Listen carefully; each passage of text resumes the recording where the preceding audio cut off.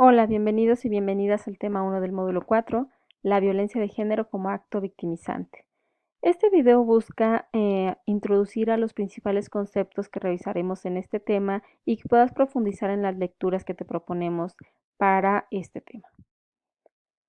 Un elemento importante para pensar qué herramientas tenemos que desarrollar en la atención con las personas que se ven enfrentadas a diferentes tipos de violencia que implican una forma de violencia de género tiene que ver con entender las características de este acto en concreto. La Ley General de Víctimas define como hecho victimizante o acto victimizante todos actos o omisiones que dañan, menoscaban o ponen en peligro los bienes jurídicos o derechos de una persona convirtiéndola en víctima. Estos pueden estar tipificados como delitos o constituir violaciones a derechos humanos. En el caso de la violencia de género, tiene estas dos características, pues está tipificada como un delito, pero también implica una violación a tratados que se ha firmado México y se ha obligado a respetar, que tienen que ver con prevenir y evitar la violencia contra las mujeres. Esta definición nos da tres elementos importantes a considerar: víctima, daño y violencia de género. Estos tres elementos siempre los tenemos que ver relacionados, es decir, solamente las características del acto nos pueden explicar qué tipo de daño se generó y qué condición específica de victimización generó en la persona. No podemos verlos diferenciados o aislados. Uno nos va a explicar los otros dos. Por ejemplo, en el caso de violencia de género, se ha ido a partir de algunos años en nuestro país documentando mucho mayor las características que tiene este tipo de violencia. Una encuesta importante que desarrolla el INEGI tiene que ver con la dinámica de las relaciones en los hogares. En los resultados que presentó el 2016 muestra un aspecto importante, ya que todas las mujeres mayores de 15 años en algún momento en su vida o más de la mitad de las mujeres han estado expuestas a una situación de violencia. ¿Pero qué característica tiene esto? Pues que el generador de la violencia es en cada uno de estos ámbitos una persona con la que la mujer establece un vínculo importante. Por lo tanto, el enfrentamiento a este tipo de violencia o la denuncia a este tipo de violencia le va a implicar a la mujer muchos efectos adversos, como puede ser perder el trabajo, como puede ser enfrentar el tener que abandonar el hogar, el tener que responder por sí misma, buscar los recursos con los que enfrentar esta situación, como puede ser la culpabilización, el estigma. Entonces es importante entender que este es un primer factor que es relevante para la respuesta que la mujer va a dar. Otro aspecto importante que arroja esta encuesta tiene que ver con que la mayoría de las mujeres no busca apoyo ni denuncia las situaciones de violencia física o sexual que ha enfrentado o en los diferentes tipos de violencia, pero también en los distintos ámbitos donde esta puede estar. Y la principal respuesta de por qué las mujeres no denuncian o solicitan apoyo tiene que ver porque consideran que se trató de algo sin importancia que no le afectó. En segundo lugar, encontramos que es por miedo a las consecuencias y en tercer lugar por vergüenza. Pero es importante entender que la principal respuesta que están dando las mujeres tiene que ver con una normalización y naturalización de los actos de violencia. Es decir, que ellos consideran que no tiene importancia. Esta respuesta es la principal respuesta en todos los diferentes ámbitos de violencia.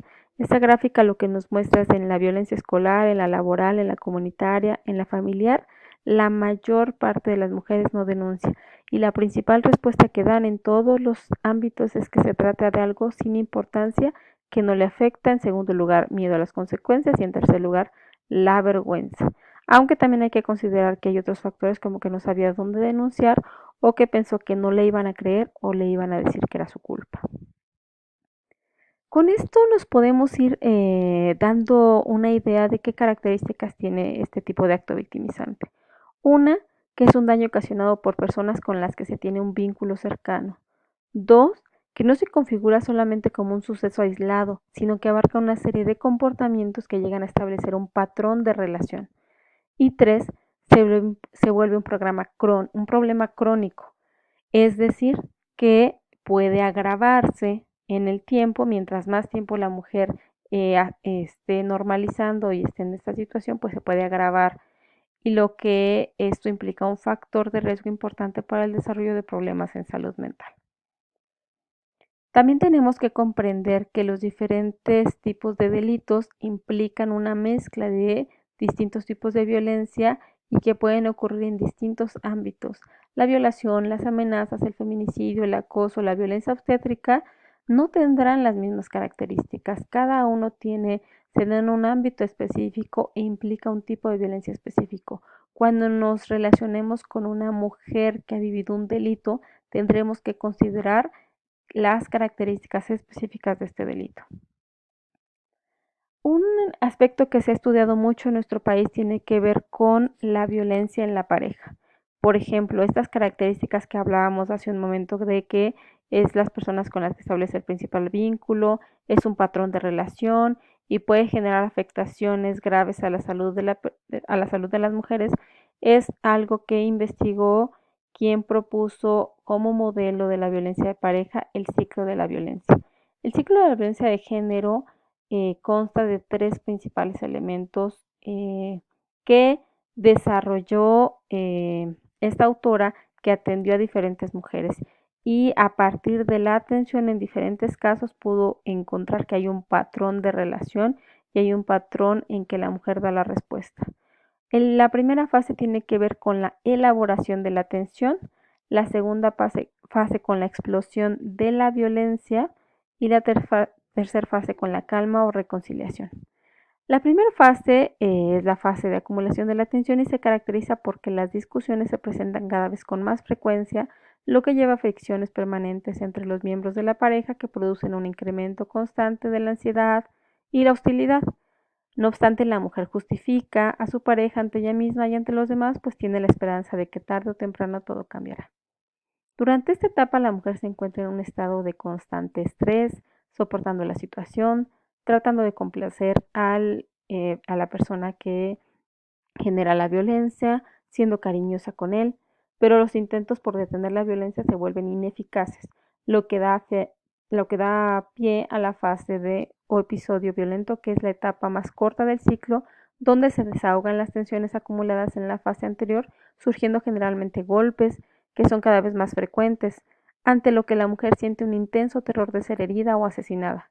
Al finalizar este episodio de violencia, las mujeres maltratadas suelen quedar en un estado de shock, soliendo presentar síntomas de depresión, ansiedad y desesperanza.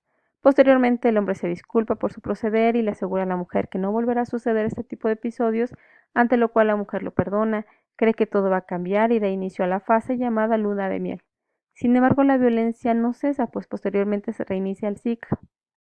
Esta fase es la que psicológicamente victimiza más a las mujeres, porque va generando una confusión cognitiva. Es decir, por una parte hay una explosión de la violencia, pero por otra parte se muestra cariñoso y le da la promesa de que la situación puede cambiar. Por ejemplo, una característica importante o un modelo que propusieron en algún momento es que había determinados síntomas que podían considerarse específicamente para mujeres que habían vivido una situación de violencia.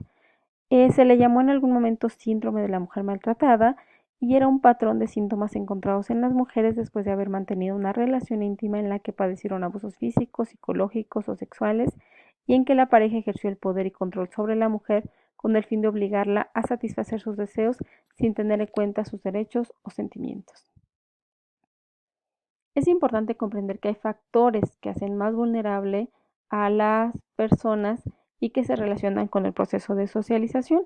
En la mujer encontramos diferentes factores. Uno puede ser el énfasis en la vinculación, el papel de cuidadora, las diferencias de poder, la dependencia, la culpa, la desvalorización y los conflictos relacionados con el desarrollo pleno de nuestras potencialidades. La violencia se pareja así, pues se constituye como un factor que pone en riesgo la salud integral física y mental de las mujeres. Por eso en el ámbito de la salud fue donde se comenzaron a desarrollar las principales encuestas que fueron otorgando datos para conocer más de cerca qué características tiene este acto victimizante.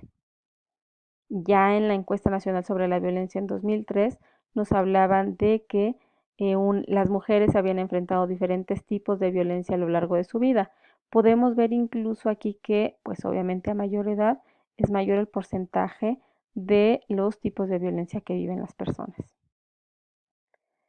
Generalmente, la creencia por mucho tiempo fue que la violencia pertenecía al ámbito privado y eso estaba muy definido en nuestra sociedad. Eso llevaba a que cuando una mujer denunciaba este tipo de violencia, pues había algunas ideas que tenían las personas que decían, pues de seguro se fue con el novio, espera unos días y regresará. Si no se quiere separar es porque le gusta, vayan y platíquenlo en su casa. Es decir, nos costaba comprender que no tenía que ver solamente con una situación privada y por lo tanto las respuestas que dábamos tenían que ver con regresar el problema al ámbito privado. Sin embargo, las secuelas físicas y psicológicas de dicha práctica ponen en riesgo no solamente la integridad de la víctima, sino todos aquellos que la rodean. Cuando la dignidad, integridad física, psicológica o la vida misma se encuentra en peligro, deja de ser un asunto privado para convertirse en materia propia de la autoridad policial, debiendo intervenir en concordancia con la normativa internacional y con las leyes nacionales. Es decir, la policía tiene una razón, es legítima su intervención, ya que la violencia contra las mujeres, la violencia de género no es un asunto privado. Cuando se comprende que tiene que ser un asunto de interés público, pues entonces entendemos que implica una violación a derechos humanos, que debe actuar de acuerdo a la situación y esto otorga legitimidad a la autoridad para intervenir. Sé que también, pues esto puede ir generando diferentes dudas. ¿Cómo pudo hacer eso él? ¿Cómo intervenir si ella no quiere? ¿Por qué ella lo soporta? ¿Por qué no lo deja? ¿No? Estas situaciones nos generan muchas preguntas, pues a lo largo del módulo iremos comprendiendo con mayor profundidad por qué es una situación donde es difícil una respuesta y particularmente tiene que ver con la normalización de estos actos.